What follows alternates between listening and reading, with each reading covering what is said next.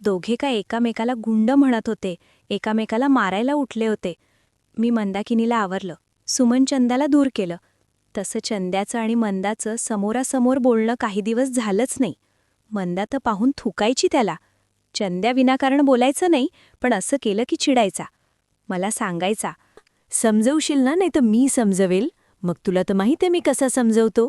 मी धमकी नको देऊ, ती कराटे शिकलीये, तुझ्यासारखे पराठे खाऊन नाही मोठे होते.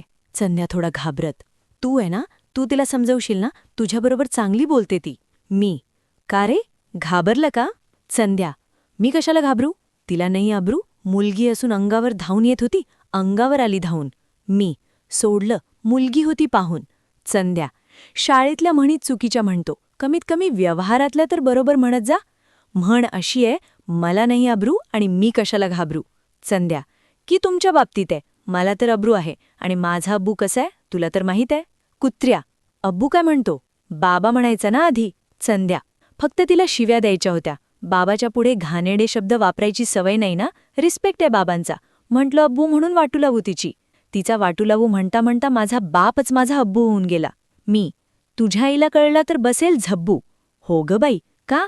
खरंय, तिच्या पुढे तर काही करू शकत. माझा बूत तू करू शकते, तू खाऊ घालशील ना मग. मी, नाही रे, मी नाही करणार कुत्र्या.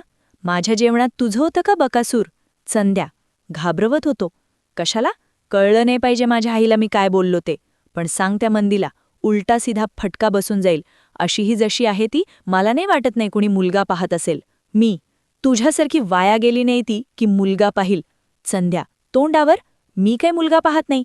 मी, मुले पाहता ना कुत्र्या, तुम्ही. तू तर त्या मंदीच्या बहिणीकडे कसा पाहतोस तू? संध्या, मोठी आहे ना ती, असंच पाहायचं मोठ्यांकडे. पण तुला नाही कळणार, लहान आहे तू. लहान आहे का मी? तुमच्यासारखी भांडतेय का? तुमचे भांडणं सोडवते आणि लहान म्हणतो आणि अपेक्षा करतो माझ्याकडून?